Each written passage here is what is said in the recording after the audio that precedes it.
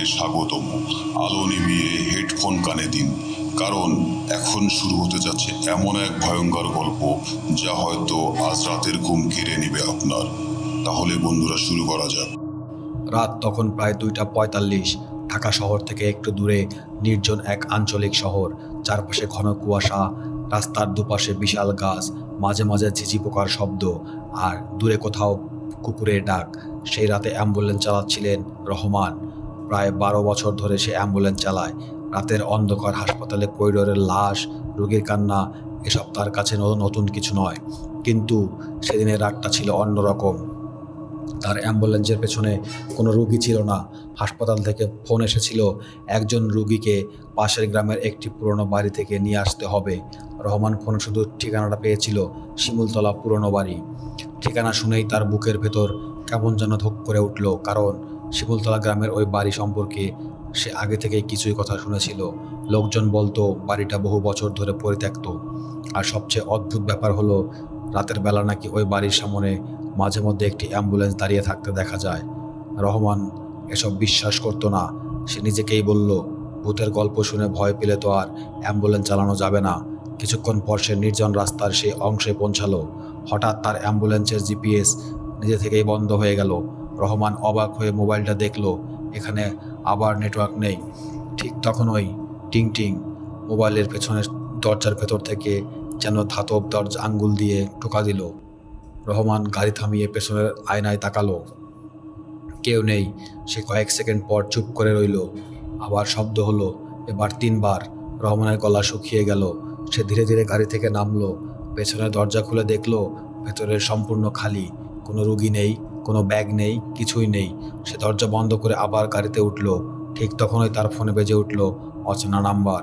Rahman phone ধরতেই ওপাশ থেকে একজন বৃদ্ধমা পুরুষের কাঁপা কণ্ঠ শোনা গেল। আপনি অ্যাম্বুলেন্স নিয়ে আসছেন তো? রহমান বলল, জি। আপনি কোথায়? বৃদ্ধ বলল, বাড়ির সামনে চলে আসুন, রোগী অপেক্ষা করছে। রোগীর অবস্থা কেমন? কিছুক্ষণ নীরবতা। তারপর বৃদ্ধ বলল, রোগী অনেকক্ষণ ধরেই মারা গেছে। রহমানের হাত ঠান্ডা হয়ে গেল। সে বলল, তাহলে অ্যাম্বুলেন্স কেন? ওপাশ থেকে খুব নিচু গলায় উত্তর দিল, লাশটা হাসপাতাল পর্যন্ত নিয়ে যেতে হবে। ফোন কেটে গেল। রহমান ঘড়ির দিকে তাকালো, রাত 2:58।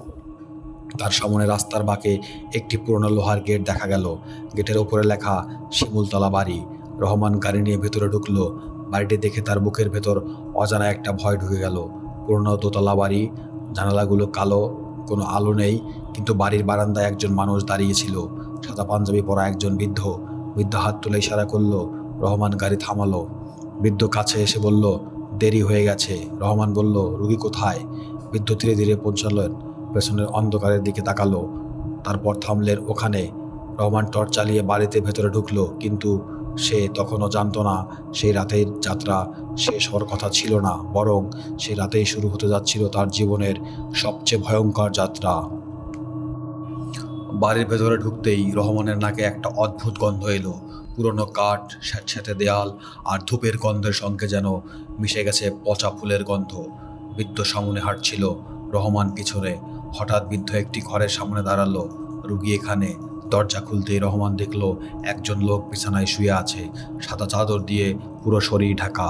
রহমান এগিয়ে বলল, উনি কি মারা গেছেন? বৃদ্ধ কোনো উত্তর দিল না, শুধু বলল, হাসপাতালে নিয়ে যান। রহমান চাদরটা একটু সরিয়ে রোগীর দিকে মুখ দেখলো। তারপর একজন মধ্যবয়স্ক পুরুষ, চোখ বন্ধ, মুখ ফ্যাকাশে। রহমান নাড়ি পরীক্ষা করলো, কোনো স্পন্দন নেই। বৃদ্ধ, সে বলল, উনি তো মারা গেছেন। বৃদ্ধ এবার অদ্ভুতভাবে হাসলো। আমি জানি, তাহলে হাসপাতাল? বৃদ্ধ বলল, হাসপাতালে পৌঁছানোর আগ পর্যন্ত উনি আপনার সঙ্গে কথা বলবেন। রহমান থমকে গেল। মানে? বৃদ্ধ কোনো উত্তর না দিয়ে ঘর থেকে বেরিয়ে গেল। রহমান ভাবলো, লোকটা হয়তো শোকে পাগল হয়ে গেছে। সে রোগীকে স্ট্রেচারে তুললো, অ্যাম্বুলেন্সে রেখে দরজা বন্ধ করলো। তারপর চালকের আসনে বসে ইঞ্জিন স্টার্ট করলো। ঘড়িতে তখন 3:17। অ্যাম্বুলেন্সে রওনা হলো। প্রথম 10 মিনিট সবকিছু স্বাভাবিক ছিল। হঠাৎ পেছন থেকে একটা শব্দ এলো, ভাই। রহমানের হাত স্টিয়ারিং শক্ত হয়ে গেল। সে রেয়ার ভিউ মিররে তাকালো। পেছনে রোগী শুয়ে আছে, চোখ বন্ধ।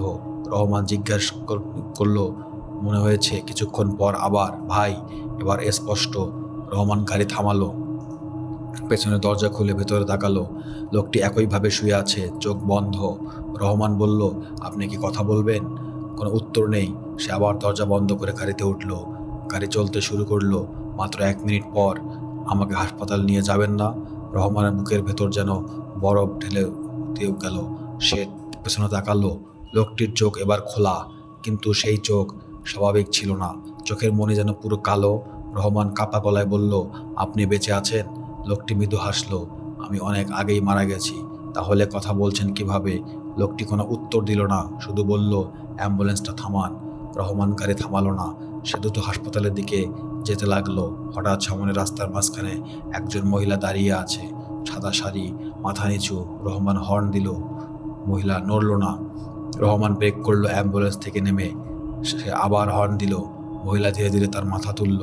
তার মুখ দেখা গেল না, কারণ তার চুল পুরো মুখ ঢেকে গেছে।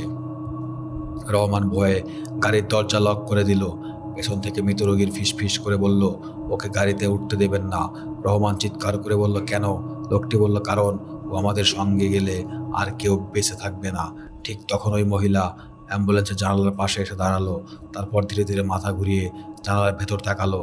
রহমান বুকের ভেতর থেকে চিৎকার বেরিয়ে আসতে চাচ্ছিল, কারণ মহিলার মুখে কোনো চোখ, নাক বা মুখ ছিল না, শুধু ফাঁকা কালো একটা মুখ।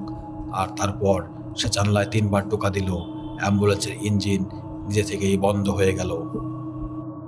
ইঞ্জিন বন্ধ হওয়ার পর চারপাশে নেমে এলো নিস্তব্ধতা। রহমান দ্রুত চাবি ঘুরালো। 1বার, 2বার, 3বার। ইঞ্জিন স্টার্ট হলো। জানলার বাইরে সেই সাদা কাপড়ের পোশাকের মহিলা, কিন্তু রাস্তার ওপর তার পায়ের ছাপ দেখা যাচ্ছে। অদ্ভুত ব্যাপার, পায়ের ছাপগুলো অ্যাম্বুলেন্সের সামনে থেকে পেছনের দিকে যাচ্ছে। রহমান ভয়ে পেছনের দিকে তাকালো। মৃত রোগী তখনও স্ট্রেচারে শুয়ে আছে, কিন্তু তার চোখ বন্ধ। রহমান কাঁপা গলায় বলল, আপনি কে? লোকটি চোখ না খুলেই বলল, আমার নাম সালাম। আপনাকে ওই বাড়ি থেকে কেন নিয়ে এলাম? কারণ আমি মরিনি। রহমান কিছু বুঝতে পারল না। মানে? সালাম ধীরে ধীরে চোখ খুলল। এই অ্যাম্বুলেন্সে আজ শুধু একজন রোগী নেই। রহমান চারপাশে তাকালো। আর কে আছে? সালাম বলল, যারা এই অ্যাম্বুলেন্সে মারা গেছে। হঠাৎ অ্যাম্বুলেন্সের পেছন থেকে অনেকগুলো মানুষ ফিসফিস শব্দ শোনা গেল।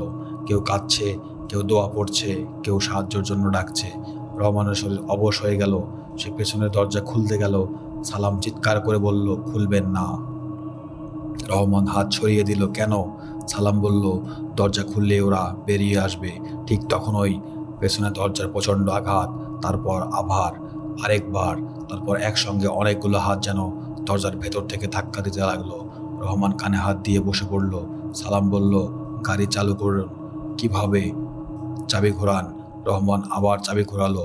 এবার ইঞ্জিন স্টার্ট হয়ে গেল, কিন্তু সমস্যা হলো, রাস্তা বদলে গেছে।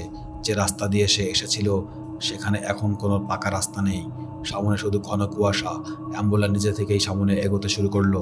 রহমান ব্রেক চাপলো। ব্রেক কাজ করলো না। সে স্টিয়ারিং ঘোরালো। স্টিয়ারিংয়ের কাজও করছে না। অ্যাম্বুলেন্স সোজা কুয়াশার ভেতর ঢুকে গেল। হঠাৎ সামনে একটি সাইনবোর্ড দেখা গেল, শিমুলতলা হাসপাতাল, 2 কিলোমিটার। রহমান অবাক। সে জানতো শিমুলতলায় কোনো হাসপাতাল নেই, আর সাইনবোর্ডে এত পুরনো যে অক্ষরগুলো প্রায় মুছে গেছে। 2 কিলোমিটার যাওয়ার পর তারা একটি পুরনো হাসপাতালে পৌঁছালো। হাসপাতালের গেটে লেখা, শিমুলতলা জেলা হাসপাতাল। রহমান গাড়ি থামালো। হাসপাতালে অন্ধকার, কোনো মানুষ নেই, কিন্তু জরুরি বিভাগে দরজা খোলা। সালাম বলল, আমাকে ভেতরে নিয়ে যান। রহমান স্ট্রেচার নামিয়ে হাসপাতালের ভেতরে ঢুকলো। করিডোরের বাতিগুলো একটার পর একটা জ্বলতে শুরু করলো। দূরে একটি নার্স দাঁড়িয়ে ছিল, সাদা পোশাক, মুখ নিচু। রহমান বলল, রোগী এনেছি। নার্স মাথা তুলল। তার মুখে দেখে রহমানের শরীর ঠান্ডা হয়ে গেল, কারণ নার্সটির মুখে সে চিনতে পারল সেই একই মুখ। সে মুখ বহু বছর আগে একটি দুর্ঘটনায় মারা যাওয়ার নার্সের ছবিতে দেখেছিল। নার্স ধীরে ধীরে বলল, আপনি আবারও দেরি করলেন রহমান। রহমানের বুক কেঁপে উঠল। আপনি আমার নাম জানেন কিভাবে? নার্স মৃদু হাসল, কারণ এই অ্যাম্বুলেন্সে আপনার আসা আজ প্রথম নয়। রহমানের মাথা ঝিমঝিম করতে লাগলো। আমি এখানে আগে কখনো আসিনি। নার্স বলল, এসেছিলেন কবে? নার্স কোনো উত্তর দিল না। সে সালামের স্ট্রেচারের দিকে তাকিয়ে বলল, ওকে মর্গে নিয়ে যান। রহমান বলল, কিন্তু উনি তো মৃত। নার্স বলল, আমি জানি। তারপর রহমান একা দাঁড়িয়ে রইল। হঠাৎ তার পেছন থেকে সালামের কণ্ঠ এলো, আমাকে মর্গে নেবেন না। রহমান ঘুরে তাকালো। সালাম উঠে বসলো। রহমান আতঙ্কিত হয়ে পিছিয়ে গেল। আপনি তো মৃত। সালাম বলল, মৃতরা সবসময় শুয়ে থাকে না। তারপর সে ধীরে ধীরে বলল, আপনি জানতে চান এই অ্যাম্বুলেন্সের রহস্য? রহমান কিছু বলতে পারল না। সালাম বলল, 12 বছর আগে এই রাস্তায় একটা অ্যাম্বুলেন্স দুর্ঘটনা হয়েছিল। রহমানের চোখ বড় হয়ে গেল। আমি জানি। সালাম বলল, সেই অ্যাম্বুলেন্সের চালক কে ছিল জানেন? রহমান চুপ। সালাম তার দিকে তাকিয়ে বলল, আপনি। রহমানের মাথার ভেতর থেকে যেন বিস্ফোরিত হলো। হঠাৎ তার মনে কিছু দৃশ্য ফিরে এলো। বৃষ্টির রাত, অ্যাম্বুলেন্স, সাইরেন, সামনে একটি ট্রাক, হঠাৎ ব্রেক, তারপর প্রচণ্ড শব্দ, তারপর অন্ধকার। রহমানের মাথায় হাত দিল। না, এটা সম্ভব নয়। সালাম বলল, সেই দুর্ঘটনায় 5 জন মারা গিয়েছিল। রহমান কাঁপতে কাঁপতে বলল, আমি তো বেঁচে গিয়েছিলাম। আপনি ভেবেছিলেন বেঁচে গেছেন। রহমানের চোখে পানি এসে গেল। তাহলে? সালাম বলল, সেই রাতে আপনি হাসপাতালে পৌঁছানোর আগেই মারা গিয়েছিলেন। রহমান পিছিয়ে গেল। না, আপনি তারপর অ্যাম্বুলেন্স চালিয়ে গেছেন। না, 12 বছর ধরে। রহমান নিজের হাতের দিকে তাকালো। হাত ঠান্ডা, ত্বক ফ্যাকাশে। সে দৌড়ে হাসপাতালের একটি আয়নার সামনে গেল। আয়নায় তার কোনো প্রতিদ্বন্দ্বী নেই। রহমান চিৎকার করে উঠল, আমি। আমি তাহলে? সালাম ধীরে ধীরে বলল, হ্যাঁ, আপনি মৃত। ঠিক তখনই হাসপাতালের সব দরজা একসঙ্গে বন্ধ হয়ে গেল। চারপাশে শত শত কণ্ঠস্বর, আমাদের নিয়ে চল, আমাদের বাড়ি পৌঁছে দাও, আমাদের হাসপাতালে পৌঁছে দাও। রহমানের কানে হাত দিয়ে চিৎকার করতে লাগলো। সালাম বলল, এই অ্যাম্বুলেন্সটা তাদের জন্য। কার জন্য? যারা সবসময় মরে গেছে। আমি। সালাম বলল, আপনি তাদের চালক। হঠাৎ দূরে অ্যাম্বুলেন্সের সাইরেন বেজে উঠল। রহমান জানলার বাইরে তাকিয়ে দেখল, হাসপাতালে সামনে আরও আরেকটি অ্যাম্বুলেন্স দাঁড়িয়ে। প্রতিটি অ্যাম্বুলেন্সের ভেতর অসংখ্য ছায়ামূর্তি, আর সবগুলো অ্যাম্বুলেন্সের চালকের সামনে বসে আছে রহমানের মতো দেখতে মানুষ। রহমান বুঝতে পারল সে একা নয়। এই শহরের অন্ধকার রাস্তায় আরও অনেক অ্যাম্বুলেন্স চলাচল করে, কিন্তু সেগুলোর যাত্রী সবাই জীবিত নয়। হঠাৎ চারপাশের মাইকে ঘোষণা এলো, অ্যাম্বুলেন্স নাম্বার 13, এর চালক রহমান, জরুরি রোগী গ্রহণ করুন। রহমান স্তব্ধ। 13 নম্বর। সালাম বলল, এটাই আপনার শেষ যাত্রা। হাসপাতালের দরজা খুলে গেল। একজন ছোট্ট মেয়ে হুইল চেয়ারে বসে আছে। তার পাশে কেউ নেই। মেয়েটি রহমানের দিকে তাকিয়ে বলল, চাচা, আমাকে বাড়ি নিয়ে যাবেন? রহমানের বুক কেঁপে উঠল। তোমার বাড়ি কোথায়? মেয়েটি ঠিকানা বলল। ঠিকানাটা শুনে রহমান বুঝতে পারল এটা সেই বাড়ি যেখানে 12 বছর আগে দুর্ঘটনার রাতে যাচ্ছিল। সে মেয়েটি অ্যাম্বুলেন্সে তুলল। সালাম আর কিছু ছিল না। মেয়েটি চুপচাপ বসে রইল। রহমান গাড়ি চালু করলো। অ্যাম্বুলেন্স হাসপাতাল থেকে বেরিয়ে এলো। রাস্তায় এবার আর কুয়াশা নেই, সব কিছু পরিষ্কার। কিন্তু রাস্তার পাশে দাঁড়িয়ে থাকা মানুষগুলো রহমানের দিকে তাকিয়ে আছে। কেউ হাত নাড়ছে, কেউ কাঁদছে, কেউ হাসছে। মেয়েটির হঠাৎ বলল, চাচা, আপনি কি জানেন আমি কে? রহমান বলল, না। মেয়েটি জানালার বাইরে তাকিয়ে বলল, আমি সেই রাতের শেষ রোগী ছিলাম। রহমানের হাত কেঁপে উঠল। তুমি? হ্যাঁ, কিন্তু। মেয়েটি বলল, আপনি আমাকে হাসপাতালে নিয়ে যেতে পারেননি। রহমানের চোখে আবার সেই দুর্ঘটনার দৃশ্য ভেসে উঠল। ট্রাক, বৃষ্টি, চিৎকার, অ্যাম্বুলেন্সের ভাঙা কাঁচ, মেয়েটির কান্না। সে সেদিন তাকে হাসপাতালে পৌঁছাতে পারেনি। মেয়েটি বলল, আমি আপনার জন্য 12 বছর অপেক্ষা করছি। রহমান কাঁদতে কাঁদতে বলল, আমি দুঃখিত। মেয়েটি মৃদু হাসলো।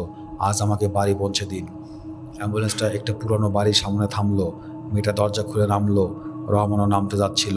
মেয়েটি পেছন থেকে বলল, আপনি আসবেন না? রহমান বলল, কোথায়? মেয়েটি বাড়ির ভেতর দেখিয়ে বলল, আপনার বাড়ি। রহমান তাকিয়ে দেখলো এটা তার নিজের বাড়ি। 12 বছর আগে সে বাড়িতে তার স্ত্রী আর ছোট ছেলে থাকতো।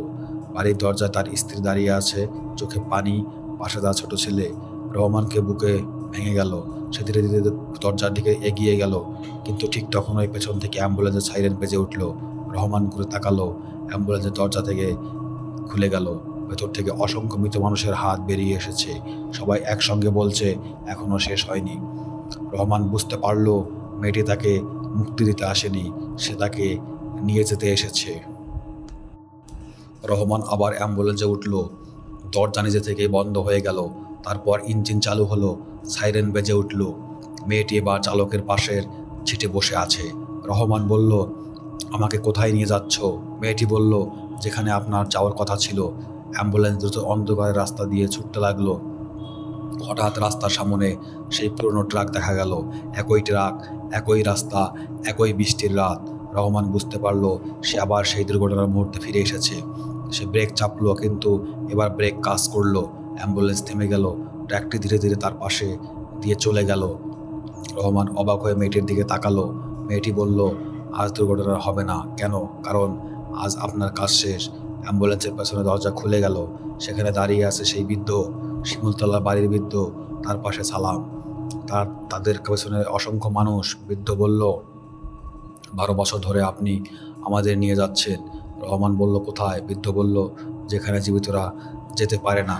রহমান চোখ বন্ধ করলো, তারপর ধীরে ধীরে স্টিয়ারিং হাতে সরিয়ে নিল। সাইরেন বন্ধ হয়ে গেল। চারপাশে সম্পূর্ণ নীরবতা। কিছুক্ষণ পর সূর্যের আলো দেখা দিল। একটি রাস্তার পাশে একটি অ্যাম্বুলেন্স দাঁড়িয়ে আছে। কয়েকজন মানুষ সেখানে জড়ো হয়েছে। একজন পুলিশ অফিসার অ্যাম্বুলেন্সের দরজা খুললেন। ভেতরে কেউ নেই, শুধু চালকের সিটে একটি পুরনো ছবি পড়ে আছে। ছবিটি একজন অ্যাম্বুলেন্স চালকের, নাম রহমান। ছবির নিচে লেখা, মৃত্যু 12 বছর আগে। পুলিশ অফিসার অবাক হয়ে ছবিটির দিকে তাকিয়ে রইলেন। ঠিক তখন ওই গ্রামের এক বৃদ্ধ বললেন, স্যার, এই অ্যাম্বুলেন্সটা মাঝে মাঝে রাতে দেখা যায়। কোথায় যায়? বৃদ্ধ ধীরে বলল, যাদের মৃত্যু আসছে তাদের নিতে। পুলিশ অফিসার হেসে বললেন, এসব গুজব। বৃদ্ধ মাথা নাড়ল। গুজব হলো ভালোই হতো। ঠিক সেই মুহূর্তে দূর থেকে একটি সাইরেন শব্দ ভেসে এলো। সবাই রাস্তার দিকে তাকালো। কুয়াশার ভেতর একই একটি অ্যাম্বুলেন্স দাঁড়িয়ে আছে। অ্যাম্বুলেন্সের ভিতরে কাচের চালকের মুখ দেখা গেল, রহমান। সে ধীরে ধীরে রাস্তার পার হয়ে চলে গেল। আর অ্যাম্বুলেন্সের পেছনে কাচে কালো অক্ষরে লেখা ছিল, পরবর্তী যাত্রী কে। সেই রাতের পর থেকে শিমুলতলায় ওই রাস্তায় কেউ আর 3টার পর একা বের হয়নি। কারণ গ্রামের মানুষ জানে, রাতের স্তব্ধতা, যদি হঠাৎ দূর থেকে অ্যাম্বুলেন্সের সাইরেন শোনা যায়, আর যদি সেই অ্যাম্বুলেন্সে কোনো হাসপাতালের নাম লেখা না থাকে, তাহলে বুঝতে হবে ওটা কোনো জীবিত রোগী নিতে আসেনি। ওটা এসেছে তার পরবর্তী যাত্রী নিতে। আজকের গল্প এখানেই শেষ। যদি গল্পটি ভালো লেগে থাকে তাহলে ভিডিওটি লাইক করুন, আপনার মতামত কমেন্টে জানান। আর এমন আরও ভয়ঙ্কর গল্প শুনতে ভূত বক্স অফিসকে সাবস্ক্রাইব করে পাশে থাকুন। মনে রাখবেন, ভয় কখনো গল্পে সীমাবদ্ধ থাকে না। আবার দেখা হবে পরবর্তী ভৌতিক গল্পে।